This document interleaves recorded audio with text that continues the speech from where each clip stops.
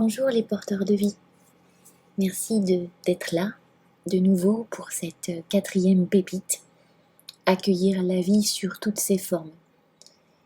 J'ai mis un peu de temps à revenir sur cette quatrième pépite pour la simple et bonne raison que j'avais besoin de digérer moi-même certaines choses qui viennent à moi sous différentes formes dans mon rapport à l'échange avec la vie, avec les énergies, dans ma façon de voir les choses aujourd'hui. Nous sommes des porteurs de vie, nous sommes la vie, nous faisons l'expérience de vivre cette vie aujourd'hui dans ce corps, avec ce visage, avec les expériences qui se suivent, des expériences qui se suivent et qui composent notre récit autobiographique à nous. Et en fonction de ce récit autobiographique dans lequel nous nous construisons, on va avoir parfois tendance à se créer, pour moi, une carapace. On pourrait l'appeler un personnage, on pourrait l'appeler un langage secondaire à nous-mêmes. Ce n'est pas forcément notre origine de vie. C'est plutôt comment, de par ces expériences, on va filtrer la vie de telle manière à la regarder comme ça, ou de la regarder sous un autre angle de vie. Plus ce personnage, plus ce langage secondaire, plus notre manière à nous de regarder la vie est liée à ce manque de vie,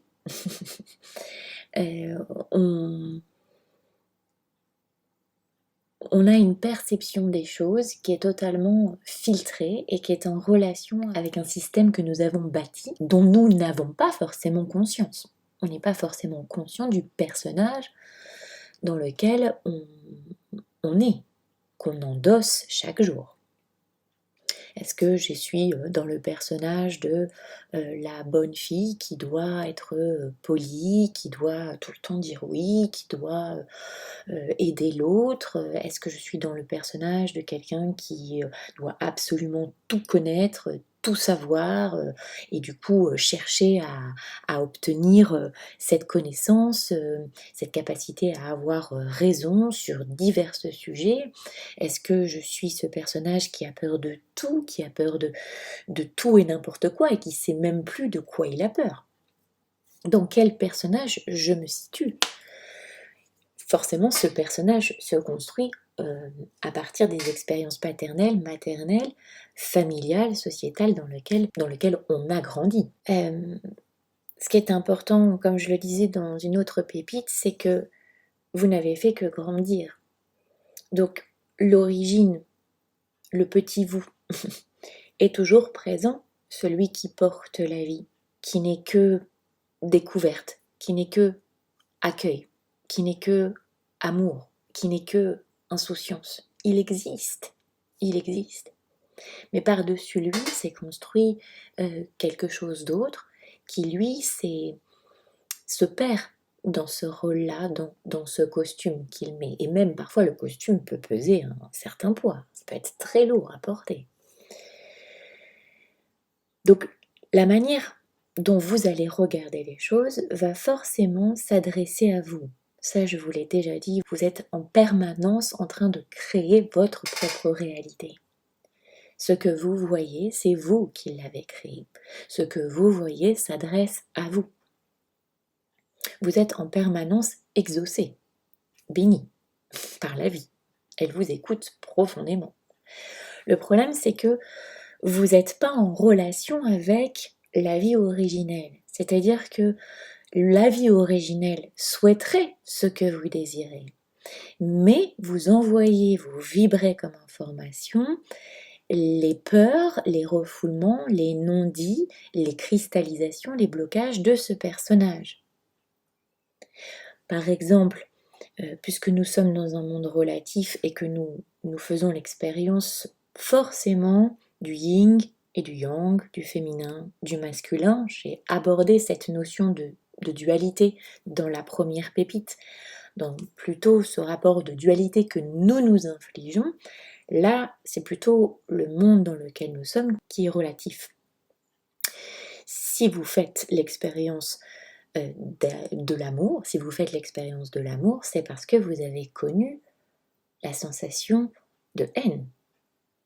Si vous savez cultiver la paix intérieure, c'est que vous avez expérimenté la colère. L'un ne va pas sans l'autre. Si nous étions dans un monde global où tout était mélangé et rien séparé, vous ne pourriez pas faire l'expérience de ces deux inverses.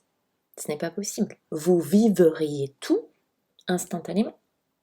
Et tout serait totalement mélangé. Tout serait dans la même bouteille.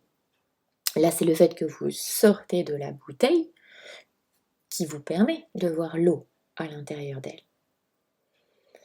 Donc, cette notion d'unité va avec cette notion de séparation. Vous faites l'expérience de la séparation quand vous, justement, vous luttez intérieurement à ne pas accueillir cet échange avec la vie, mais parce que vous recherchez, justement, cette unité intérieure. Lorsque vous cherchez, par exemple, à avoir raison sur tout, c'est que derrière, l'émotion, l'énergie, le plan d'origine, lui, appelle à une peur profonde, et c'est ça que vous envoyez comme information, de se tromper. Vous avez une peur profonde de vous tromper. Donc vous cherchez coûte que coûte à avoir raison. Si vous faites l'expérience d'arrêter d'avoir raison et donc d'accepter de ne pas savoir, de vous tromper, et que vous accueillez ça comme quelque chose d'agréable, c'est-à-dire que vous en faites l'expérience et ça vous permet, vous, de faire l'expérience de se tromper et donc de vous connaître dans cette tromperie. Plus vous cultivez cet accueil de pouvoir vous tromper, moins vous aurez besoin d'avoir raison. Ça sous-entend que derrière, il y a un refus, une peur que vous ne voyez pas, d'accepter, on va appeler le négatif. Donc, quand je parle d'accueillir la vie sur toutes ses formes, c'est accueillir la vie sous toutes ses formes. La vie peut prendre la forme de Bernadette, de Thibaut, peut prendre la forme d'un escargot, d'un papillon, peut prendre la forme d'un bourreau, d'un sauveur. Et plus vous cultivez coûte que coûte, à tout prix de refuser quelque chose, vous en faites l'expérience. Puisque le refus est contenu à l'intérieur. Il est caché. Il est enfoui. C'est la peur originelle. Accueillir la vie sous toutes ses formes. Cette notion d'accueil nous invite à sortir de ce besoin absolu d'exister, de réussir, d'obtenir, de posséder, de nous dépouiller dans notre capacité à vouloir exister au travers de notre image, de notre travail, de notre porte-monnaie.